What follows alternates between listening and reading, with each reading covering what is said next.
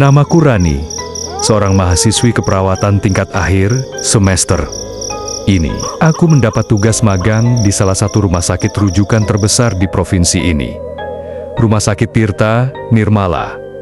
Rumah sakit ini terkenal karena fasilitasnya yang lengkap dan satu lagi cerita horor yang melekat di setiap lorongnya. Tapi waktu aku diterima magang di sana, aku hanya tertawa mendengar cerita-cerita itu. Paling juga cerita buat nakut-nakutin anak baru, pikirku. Namun, semua berubah sejak malam pertama aku piket di bangsal khusus isolasi, lantai kelima.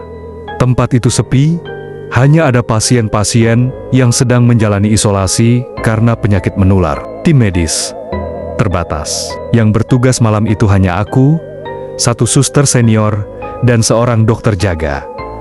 Suster yang mendampingiku malam itu memperkenalkan diri dengan tenang. Namaku Suster Ayu. Kamu cukup ikuti aku malam ini ya.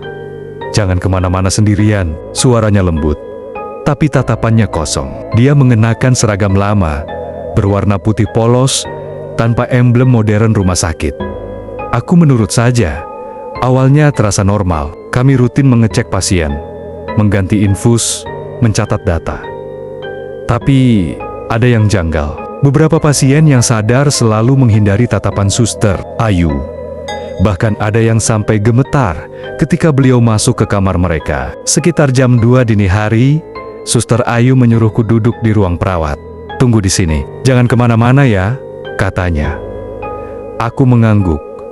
Tapi setelah 10 menit, aku penasaran. Aku merasa mendengar suara seseorang menangis di ujung lorong. Perlahan, aku berjalan mengikuti suara itu.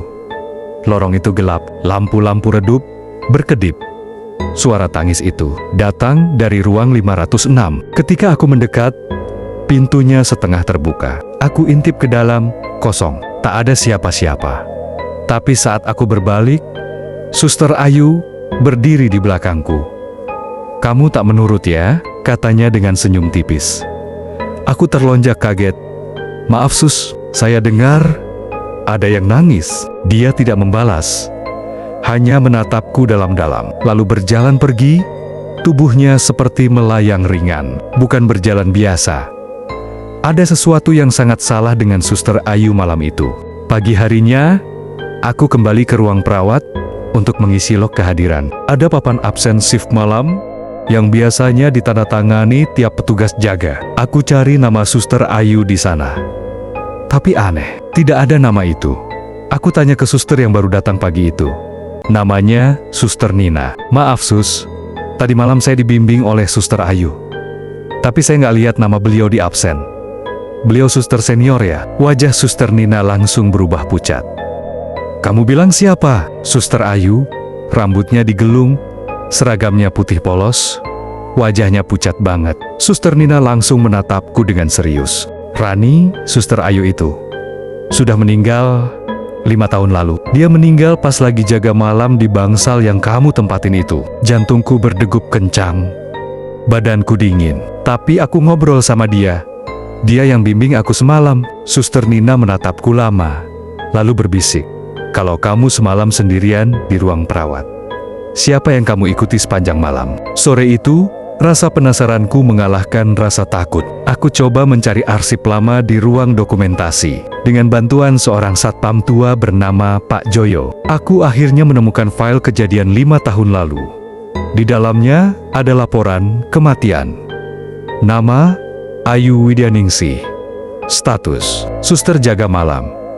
Kematian jam 2:46 pagi. Sebab ditusuk oleh pasien gangguan jiwa yang kabur dari ruang isolasi. Lokasi ruang 506. Status tersangka meninggal bunuh diri di tempat. Ruang 506, tempat aku dengar tangisan semalam. Tanganku gemetar, mataku tak bisa berpaling dari foto identitas yang tertempel di berkas itu. Ya Tuhan, itu wajah yang sama dengan suster yang bersamaku tadi malam. Hari berikutnya, aku tetap harus jaga malam. Tapi, kali ini, aku ditemani Suster Mira. Suster muda yang juga baru pindah ke sini. Sebelum shift dimulai, Suster Mira berpesan, kalau kamu ke toilet di lantai 5, Jangan pernah lihat cermin di sana. Aku heran. Kenapa? Dia hanya tersenyum pahit. Kalau kamu lihat, dia bisa ikut kamu pulang. Aku menganggap itu hanya cerita iseng lagi. Tapi rasa penasaran itu muncul lagi saat aku ke toilet menjelang tengah malam. Aku menatap cermin dan melihat bayangan seorang perempuan berdiri di belakangku. Tapi saat aku menoleh, tak ada siapa-siapa. Ketika aku menatap kembali ke cermin, wajah itu bukan wajahku lagi. Itu wajah pucat Suster Ayu. Bibirnya bergerak pelan. "Kenapa kamu tinggalkan aku sendirian?" Aku menjerit dan lari keluar. Sejak kejadian di toilet, aku mulai mimpi buruk. Tapi bukan mimpi biasa. Selalu sama. Aku sedang memeriksa pasien, lalu tiba-tiba seluruh lampu mati. Kemudian ada suara langkah berat dari lorong, dan sosok suster dengan wajah penuh darah muncul di ujung lorong, menunjuk langsung padaku. Pagi harinya saat bangun, aku menemukan bekas cakar di pergelangan tanganku, seperti ada kuku tajam yang menggurat semalaman. Temanku, Dina yang juga magang di Bangsal, berbeda kaget melihat luka itu. "Kamu yakin itu bukan karena kamu garuk sendiri?" Aku hanya bisa diam, karena semalam aku juga mendengar suara tangis lagi dari ruang 506. Pak Joyo, si satpam tua, akhirnya angkat bicara. Setelah melihat kondisiku yang makin drop, "Nak, jangan ganggu ruang ke 506. Kalau kamu udah dengar suara tangis, berarti dia udah milih kamu." Aku panik. "Maksudnya apa, Pak?" "Setiap 5 tahun, dia memanggil satu orang baru buat nemenin dia jaga malam. Dulu ada anak magang juga, hilang tanpa jejak. Aku merasa seluruh dunia di sekelilingku berputar." Pak Joyo mengaku, dia pernah ikut ritual tolak bala di rumah sakit itu. Tapi sejak Bangsal isolasi direnovasi, ritual itu dihentikan karena dianggap mengganggu kepercayaan medis. Tapi arwah itu masih di situ, Nak. Masih nunggu. Dan sekarang, dia ngerasa kamu yang paling cocok nemenin dia. Malam itu adalah malam terakhir masa magangku. Aku putuskan datang untuk pamit ke ruang isolasi.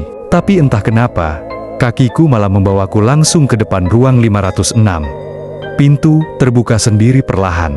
Di dalamnya, kosong, gelap, tapi ada satu ranjang kosong dengan seragam putih terlipat rapi di atasnya. Dan berdiri di samping ranjang, Suster Ayu. "Akhirnya kamu datang juga. Aku nggak bisa sendiri di sini." Dia mengulurkan tangan, tapi aku mundur ketakutan. "Kamu harus gantiin aku." Tiba-tiba pintu tertutup rapat, lampu padam. "Namaku Rani. Tapi mungkin kamu tak akan menemukanku lagi. Mereka bilang aku hilang dari rumah, sakit tanpa jejak. Padahal aku masih di sini. Masih di ruang perawat lantai 5, menjaga malam bersama Suster Ayu." Jika kamu membaca ini, jangan pernah abaikan suara tangis dari ruang 506. Dan kalau kamu melihat suster dengan seragam putih polos, jangan ikut dia. Karena dia sudah mati. Dan sekarang, aku juga.